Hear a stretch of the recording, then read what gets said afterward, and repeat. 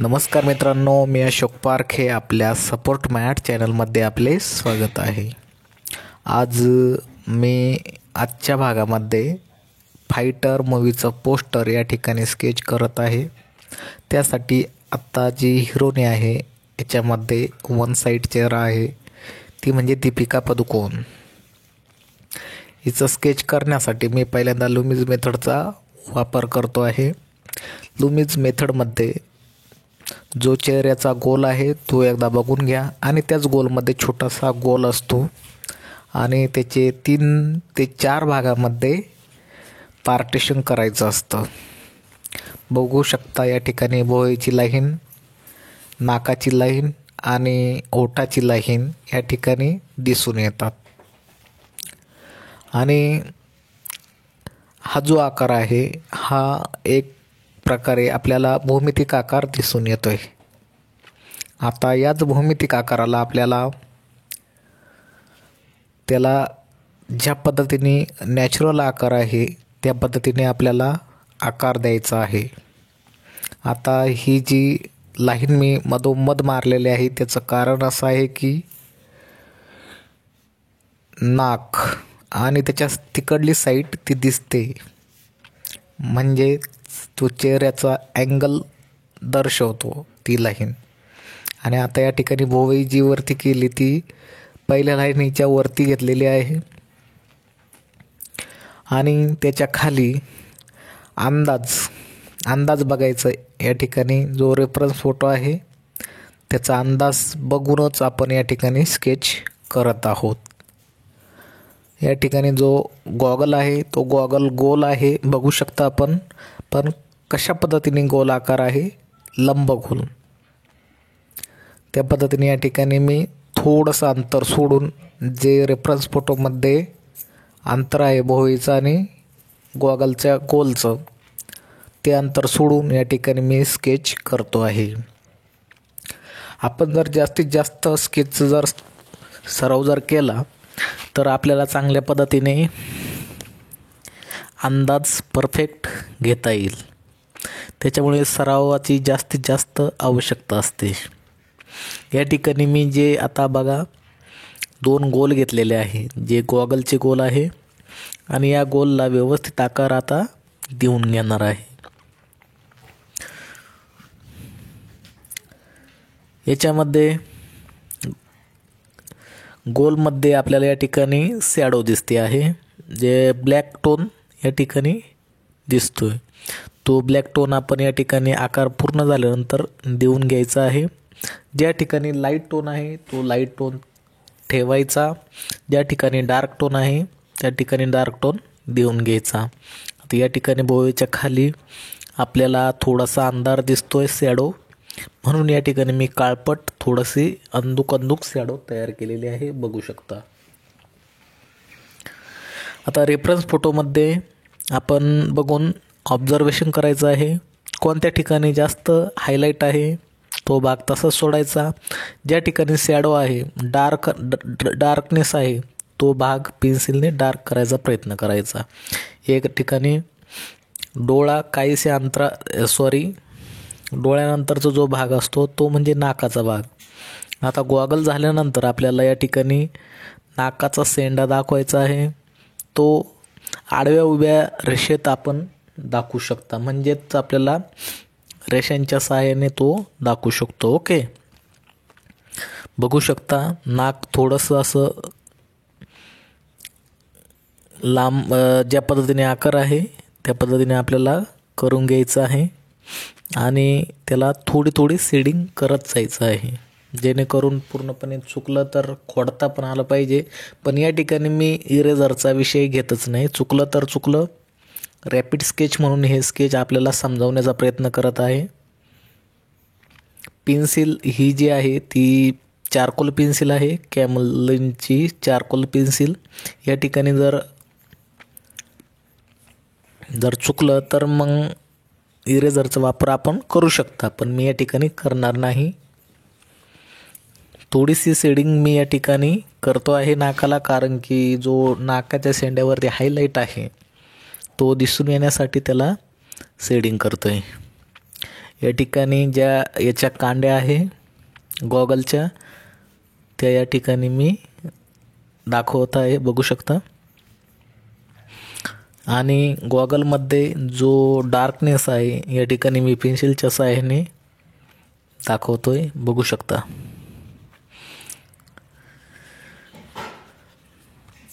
या ठिकाणी डोळ्याचा भाग पण आतमध्ये दिसतोय रेफरन्स फोटोमध्ये.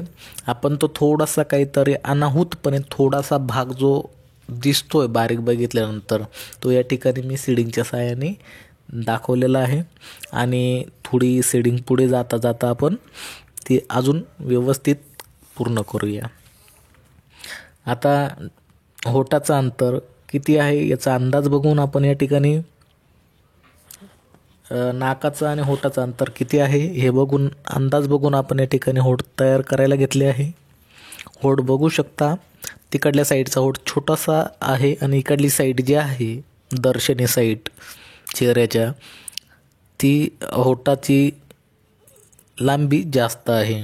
म्हणजेच काटकोनात पूर्णपणे काटकोनात हा फोटो नसून आपल्याला एक साईड छोटीशी दिसते.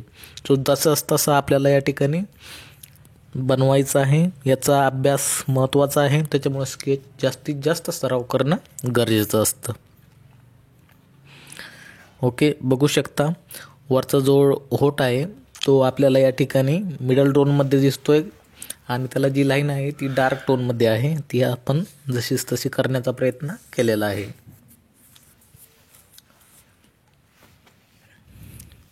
आता होटाच्या खाली आपल्याला या ठिकाणी शॅडो दिसते आहे.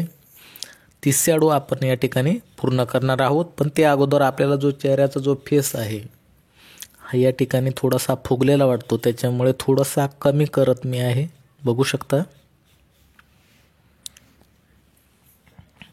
आपल्याला या ठिकाणी इरेझरचा वापर करायचा नाही. जी पेन्सिल आहे त्यामध्येच आपल्याला दुरुस्त करण्याचा प्रयत्न जास्तीत जास्त करायचा आहे.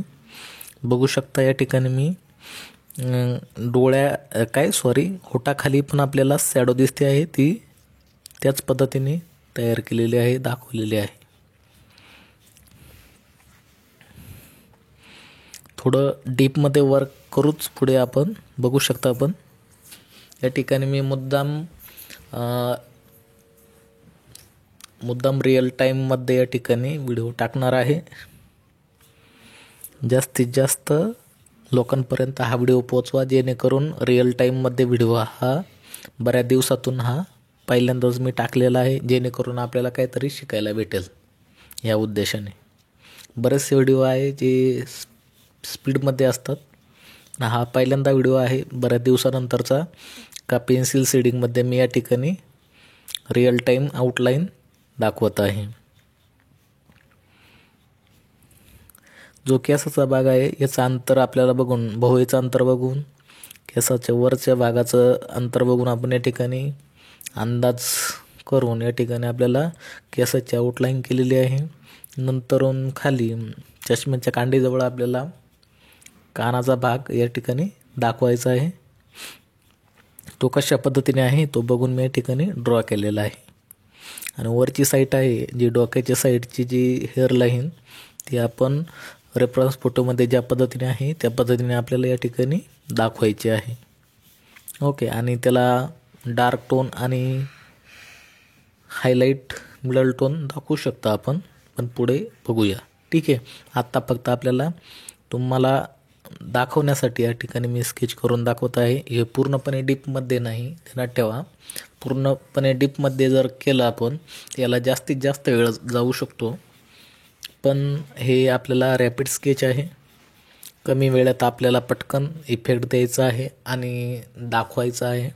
हे शिकण्यासाठी, आपल्याला शिकण्यासाठी हा व्हिडिओ मी बनवत आहे. बघू शकता या ठिकाणी आपल्याला जो गाल आहे यामध्ये कॅरेक्टरचा जो गाल आहे तो फुगला असल्यामुळे मला पेन्सिलचा वापर करायचा नाही, म्हणून मी या ठिकाणी शेडिंगच्या सहाय्याने तो गालाच्या मागे शेडिंग केलेली आहे. म्हणजे ती आपल्याला चूक लपवायची ह्या उद्देशाने या ठिकाणी मी शेडिंग बॅक साईड दाखवलेली आहे, बघू शकता आपण.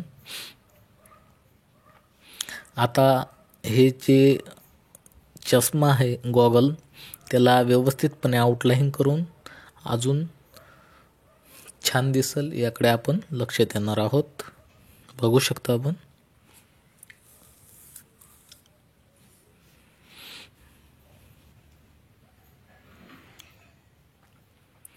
आता हा पहिला गोल झाला. आता दुसरा गोल आपण व्यवस्थित आउटलाईन करूया. या ठिकाणी व्यवस्थित असा कट टू कट आपण या ठिकाणी गोलची आउटलाईन केलेली आहे. त्याच्यामुळे आपल्याला गॉगल व्यवस्थित असा दिसतो. आलं लक्षात. आणि या ठिकाणी आपण डार्क टोन पण दाखवून घेऊ शकता लगेचच्या लगेच. कसं वाटतंय. या ठिकाणी दीपिका पदुकोण डायरेक्ट वाटत जरी नसली तरी स्केच पूर्ण होईपर्यंत तुम्ही वेट करा. थोडा आकार त्याला येत असतो. आपण ज्या पद्धतीने काम करतो त्या कामामध्ये थोडासा आपल्याला एकरूप होण्याची गरज असते, मनापासून काढण्याची गरज असते. त्याच्यानंतर त्याला थोडा आकार चेंज होऊन कॅरेक्टर येण्यास सुरुवात होते. पण आपण पहिल्यांदा जर खचून जर गेलं तर आपण ते स्केच अपूर्ण ठेवून देतो आणि चुकलं म्हणून सोडून देतो. असं न करता जे चुकतंय त्याच्यातून आपल्याला परफेक्ट येण्यास मदत व्हावी यासाठी आपल्याला गुंतून राहणं गरजेचं आहे. म्हणजे आपल्याला काम करत राहणं गरजेचं आहे.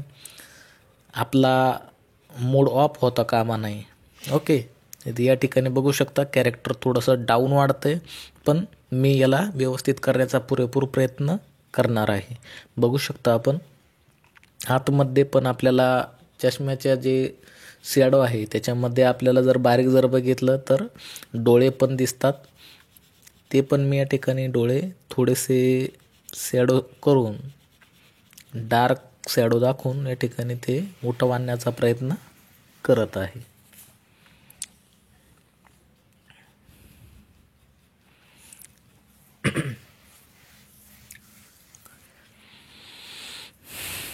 आता आपण ते डार्क दाखवून या ठिकाणी गॉगलमध्ये आपल्याला डोळा असल्याचा भास होतोय. बघू शकता आपण.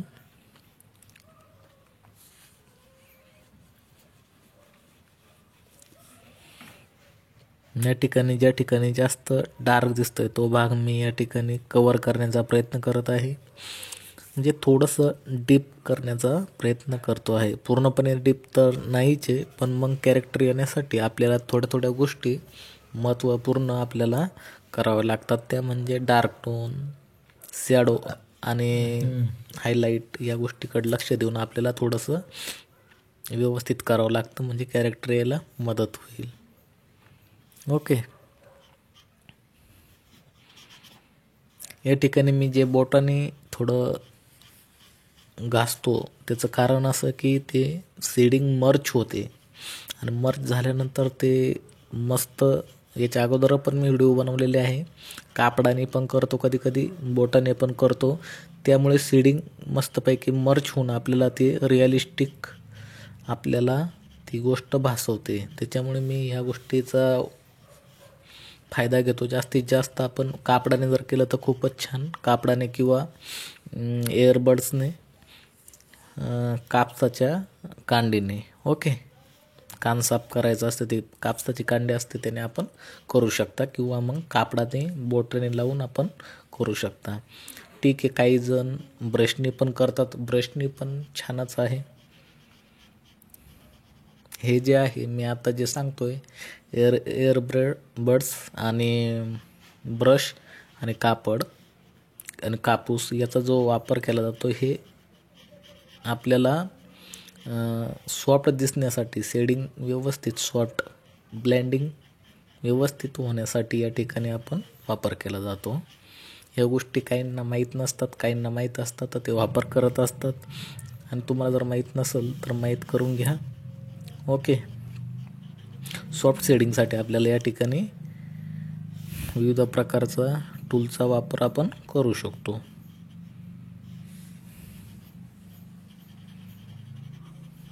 आणि काही जण ते सॉफ्टच्या मागं लागत नाही, डायरेक्ट पेन्सिलच्या टोकावरती पण आपल्याला पाहिजे त्या ठिकाणी शेडिंग करता येते. डार्क टोन, लाईट टोन हे आम्ही जास्त करून घासण्याचा किंवा ब्रशने किंवा त्या कांडीने, कापडाने इत्यादी वस्तूने आपण न वापर करता सुद्धा पेन्सिलच्या टोकावरती आपण चांगल्या पद्धतीने आपण ते करतो. आणि खरं पाहिजे तर ती गोष्ट खूपच छान असते पेन्सिलच्या टोकाने लाईट टू डार्क करण्याची, आणि त्याच्यातूनच आपल्याला मर्च करता आलं पाहिजे. त्याच्यातून खूप काही शिकायला भेटतं. याच्यातून जे असतं तो आपल्याला वेळ वाचवण्यासाठी ह्या गोष्टी असतात.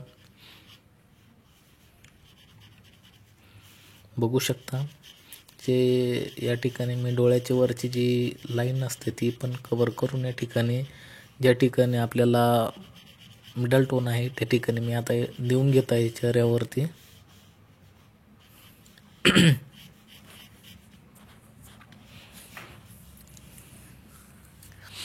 आता किती वेळ झाला बघू शकता आपण. मी आता 16 मिनटामध्ये इथपर्यंत स्केच मी पूर्ण केलेला आहे पोर्ट्रेट. हे जर व्यवस्थितच जर कंप्लीट करायचं तर याला 1 तास पण लागू शकतो, आणि जर त्याच्यापेक्षाही डीप करायचं असेल तर पार 3 तास पण लागू शकतात.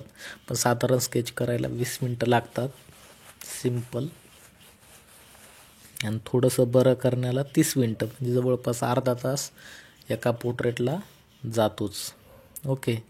आणि आपण जर नियमितपणे सराव जर करत असाल तर याच्यापेक्षा आपण वेळ लावून जर प्रत्येक वेळेस जर प्रत्येक पोर्ट्रेट करायचा प्रयत्न केला का कमी वेळात कसं होईल त्याचा प्रयत्न जर आपण केला, सराव जर केला का नाही, आज आपल्याला 30 मिनटं लागले, उद्या आपल्याला 20 मिनटात पूर्ण करायचं, परवा आपल्याला 15 मिनटात, असं जर आपण जर निश्चय जर केला तर आपण चांगल्या पद्धतीने आपला हात साफ होऊ शकतो, आणि आपल्याला त्याचं आकलन येऊ शकतं का किती वेळात आपल्याला पूर्ण करायचं आहे किंवा काय ह्या गोष्टी. आणि सगळ्यात कमी टाईमात आपल्याला किती टाईमात कंप्लीट होतं हे आपला याचा अभ्यास होईल. आणि जास्तीत जास्त आपण टायमाला महत्त्व द्या, कारण स्केच करण्यासाठी काहींना खूप वेळ जातो, काहींना कमी वेळ जातो, आणि काहींना खूप वेळ गेल्यानंतर त्याला पूर्णपणे नॅचरल ह्या गोष्टी घडतात नाही का, नॅचरल म्हणजे परफेक्टपणा येतो.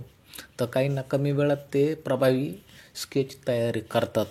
तर आपल्याला कमी वेळात जास्तीत जास्त प्रभावी स्केच, जेणेकरून ॲक्युरेटच स्केच आणि व्यवस्थितच जर स्केच जर करायचं शिकायचं असेल तर जास्तीत जास्त टाईम लावूनच आपण स्केच करायला पाहिजे. विशेष करून पोर्ट्रेटसाठी मी सांगतोय, आणि बाकीच्या पण फिगरेटिव्ह स्केच असेल तर त्याच्यासाठी पण आपण जास्तीत जास्त टाईमातच हे केलं पाहिजे. बघू शकता या ठिकाणी जे हेअरस्टाईल आहे त्या पद्धतीने मी या ठिकाणी पेन्सिल फिरवत आहे. रेफरन्स फोटोमध्ये ज्या पद्धतीने आहे त्या पद्धतीने.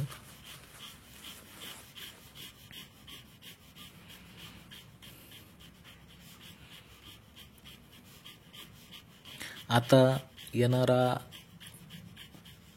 प्रजासत्ताक दिन म्हणजेच 26 जानेवारी, ते अगोदर 25 तारखेला हा मूवी आहे फायटर, ऋतिक रोशन, दीपिका पदुकोण आणि अनिल कपूर यांचा, तो येतो आहे. तुम्हाला हा मूवी कसा वाटतो ते पण कमेंट करून नक्की सांगा.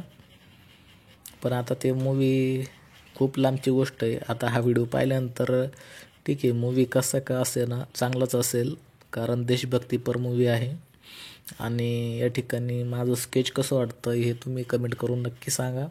पहिल्यांदाच प्रयत्न केलेला आहे लुमिस मेथडने, म्हणजेच भूमितिक आकाराच्या पद्धतीने जो गोल आहे त्याला आकार देऊन आपण, तुम्ही बघितलंच असेल ती पद्धत आता मी सुरुवातीला केली ती, त्याला आकार देऊन पहिल्यांदाच हा व्हिडिओ मी रिअल टाईममध्ये बनवत आहे.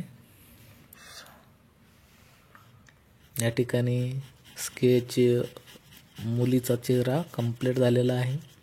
आता याला थोडा आकार देऊन थोडंसं व्यवस्थित कंप्लीट करायचं आहे. या अंगावरील आपल्याला ड्रेस दाखवायचा आहे, जर्किंग. ओके. काही ठिकाणी शॅडो असतात, त्या शॅडोचं बारीक निरीक्षण करून आपल्याला त्या ठिकाणी पेन्सिलच्या साहाय्याने आपल्याला अलगद हाताने शॅडो दाखवायचे आहे. आता मी या ठिकाणी बोटाने करतो आहे, जेणेकरून जो भाग आपण पेन्सिलने मनमोकळ्या आनंद घेतलेला आहे पेन्सिलच्या रेषांचा. तो थोडासा स्मर्च करून आपल्याला अजून प्रभावी स्केच पूर्ण व्हावं, दिसावं, त्यासाठी मी या ठिकाणी मर्ज केलेला आहे बोट फिरवून. या ठिकाणी आता दुसरा स्केच मी परत करायला घेतो आहे. 3 कॅरेक्टर आहे, दीपिका पदुकोण, ऋतिक रोशन आणि अनिल कपूर.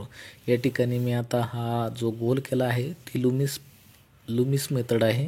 लुमिस मेथडमध्ये या ठिकाणी अशा पद्धतीने गोल असतो. जो चेहऱ्याचा गोल आहे त्या गोललाच आपण व्यवस्थित आकार द्यायचा आहे. या गोलच्या खाली हनवटीचा जो भाग आहे तो इथपर्यंत आहे, बघू शकता. खालची जी वाटी आहे तिथपर्यंत. आणि या ठिकाणी आपल्याला मी पहिल्या स्टेपला ज्या पद्धतीने सांगितलं त्याच पद्धतीने इथे पण आहे, फक्त फ्रंट चेहरे आहे. आणि इकडला जो होता तो वन साईड होता. हा फ्रंट चेहरा असल्यामुळे या ठिकाणी जो मधला गोल येतो तो पर्स्पेक्टिव्ह मधला, तो अशा पद्धतीने दिसतो. बघू शकता दोन्हीकडून गोल आहे.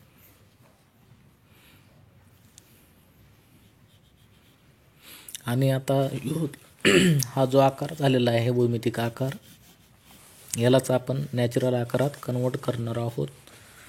या आकारामुळे आपल्याला कोणतंही स्केच, कोणतीही व्यक्ती या ठिकाणी या आकारामुळे स्केच करण्यास सोपं जातं. आपण या ठिकाणी जर आकाराचा जर सराव जर केला लुमिस मेथडचा, तर आपल्याला ग्रीड मेथडची गरज पडणार नाही.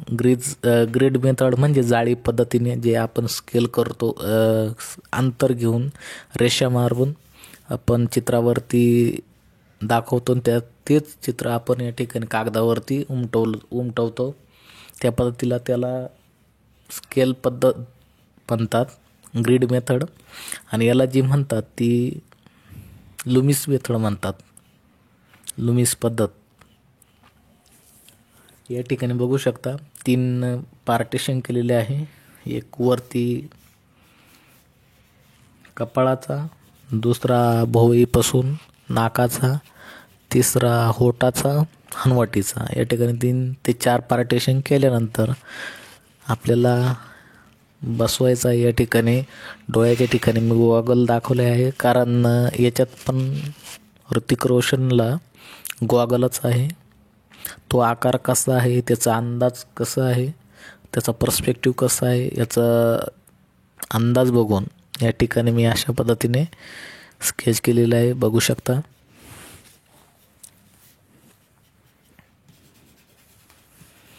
या ठिकाणी पण चष्म्याच्या आतमध्ये शॅडो आहे, highlight, middle tone, dark tone. आणि ती देऊन मी या ठिकाणी बोटाने घासून खाली नाकाची हाईट किती आहे याचा अंदाज घेऊन या ठिकाणी आता नाक स्केच करायला घेतलेलं आहे. पण नाक कसं स्केच करायचं एकदा बघू शकता आपण. या ठिकाणी मी त्रिकोण दाखवलेला आहे, बघू शकता कशा पद्धतीने आहे. याच त्रिकोणाला आपल्याला चांगल्या पद्धतीने आकार द्यायचा आहे. जसं की आपण रेफरन्स फोटोमध्ये जसं आहे त्या पद्धतीने आपल्याला याला आकार तंतोतंत देण्याचा प्रयत्न करायचा आहे. आणि सगळ्यात महत्त्वाचं, आळस हा माणसाचा शत्रू असल्यामुळे स्केच करताना आळस आलं तर थांबून घ्यायचं. पण जर आळस आला तर आपण काम बिघडून ठेवायचे, कामं करायचे नसायला पाहिजे. कारण जर आळस आला तर मग आहे ते कॅरेक्टर पूर्णपणे खराब होऊन जातं स्केच आपलं. कारण हा छंद हा असतो चित्रकलेमध्ये. जर आपल्याला आळस आला तर पूर्णपणे पेंटिंगची चव जाते किंवा स्केच पूर्ण होण्यास खूपच अडचणी येतात, मिस्टेक होत असते. मन जरा व्यवस्थित असलं जागेवरती तर आपण काही व्यवस्थित आपण स्केच करू शकतो, पेंटिंग करू शकतो. कोणतेही कामं जर आपलं मनापासून जर करत असलो तर ते चांगलंच होतं असतं. त्याच्यामुळे या गोष्टीकडे लक्ष दिलं पाहिजे. आता मी रेफरन्स फोटोमध्ये बघून या ठिकाणी ऋतिक रोशनचं नाक हे लांबट आहे. त्याला हायलाईट असा दाखवलेला आहे. शेंडा नाकाचा शेंडा आहे त्याला, म्हणजे ते नाक वरती उंच आहे याचा आभास होतो. या ठिकाणी नाकाच्या खाली थोडीशी शॅडो आहे आणि खड्डा आहे नाकाच्या मध्यभागी. आणि त्या खड्ड्या ते काय नाकाच्या याच्यामध्ये किती अंतर आहे याचा अंदाज घेऊन या ठिकाणी मी होठ धनुष्यबाणासारखे केलेले आहे, बघू शकता आपण. पण आपल्याला धनुष्यबाण जर दाखवायचा तर आपण स्केच कशाला बघून करायचं असं काही नाही.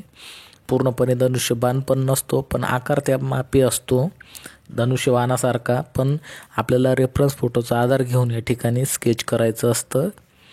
हे जे होटाचं अंतर असतं ते बुबुळाच्या अंतरापर्यंत असतं. बहुतेक एक वेळा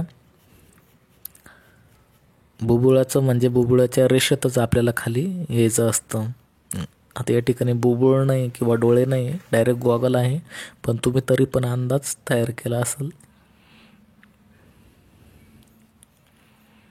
प्रत्येक गोष्टीचं आकार रचना ठरलेली असते चेहऱ्याची. त्या पद्धतीचंच आपल्याला हे स्केच बसवावं लागतं. काहींचा आकार थोडासा हनवटी लांब असते, काहींचं नाक चपटं असतं, काहींचं मोठं असतं, थोडासा बदल असतो, पण रचना मात्र एकच असते आपल्या मानवाकृती चेहऱ्यांमध्ये. ओके. या ठिकाणी आता जो चष्म्याचा वरच्या ज्या हावभाव आहे, सुरकुत्या ज्या पडलेल्या आहे भोवयाच्या वरती, त्या मी या ठिकाणी पेन्सिलच्या साहाय्याने दाखवण्याचा प्रयत्न करत आहे.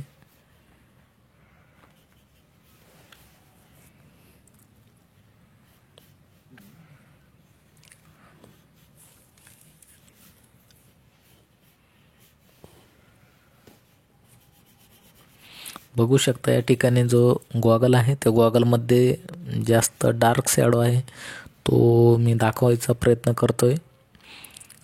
आणि जो अजून डीपमध्ये आपण नंतर करूया. या ठिकाणी मी जो केसाची बॉर्डर आहे, हेअर लाईन, ती आपण या ठिकाणी रेफरन्स फोटोमध्ये बघून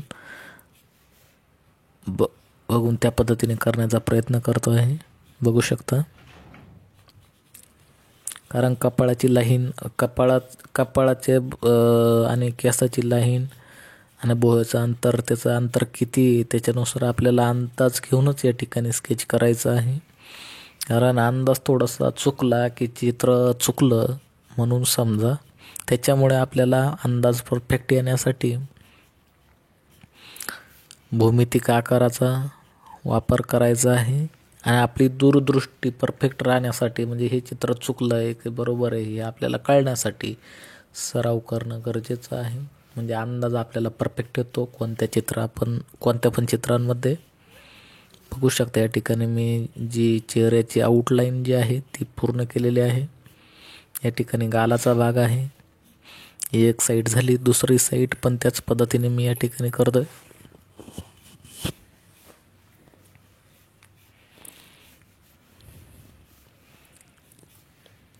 शकता आपण.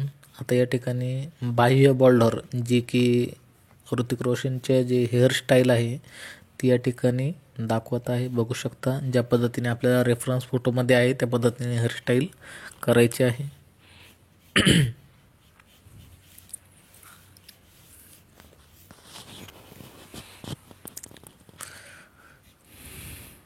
त्या पद्धतीने आउटलाईन या ठिकाणी मी जवळपास केलेली आहे. आणि यालाच ज्या पद्धतीने केसांचा आकार आहे त्या पद्धतीनेच पेन्सिल फिरवण्याचा प्रयत्न करायचा आहे आतमध्ये.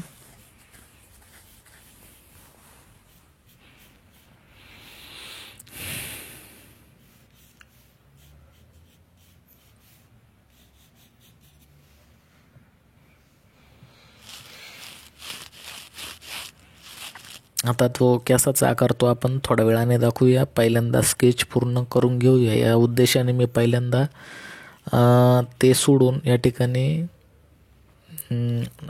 कानाचा भाग करतोय. बघू शकता याचं अंतर किती आहे. ते अंतर मी घेऊनच नाकाच्या रेषेतच कान खाली आणलेला आहे आणि भोवयाच्या वरती थोडासा कानाचा भाग दिसतोय. याचं अंतर घेऊन आणि नाकाच्या शेंड्याच्या रेषेचं अंतर घेऊन या ठिकाणी कान हा पूर्ण करत आहे, बघू शकता.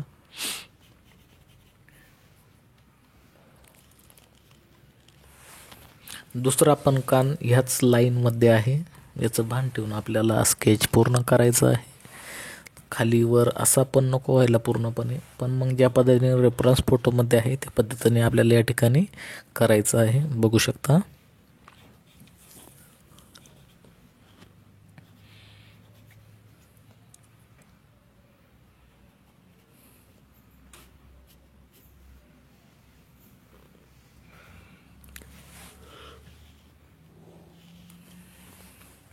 हे झालं आउटलाईन पूर्ण स्केच.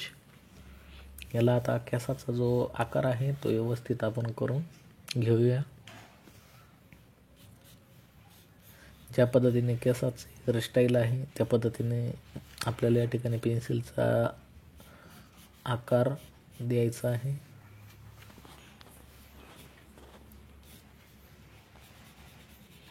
आता ही झाली मान झाल्यानंतर मानेच्या खाली जी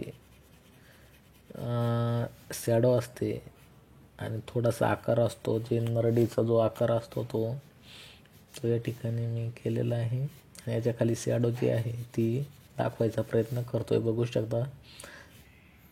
या ठिकाणी जी मान आहे इकडल्या साईडची ती पण दाखवून या ठिकाणी जर्किंग घातलेलं सोल्जरचं रेफरन्स फोटोमध्ये बघून त्या पद्धतीने मी करण्याचा प्रयत्न करतोय, बघू शकता आपण.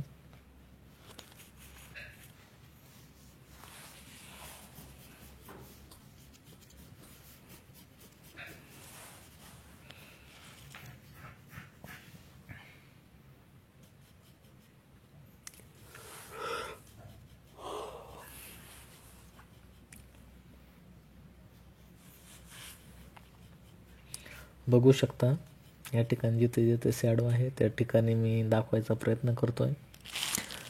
आणि हा व्हिडिओ शेवटपर्यंत नक्की बघत राहा, तुम्हाला खूप काही शिकण्यास भेटणार आहे.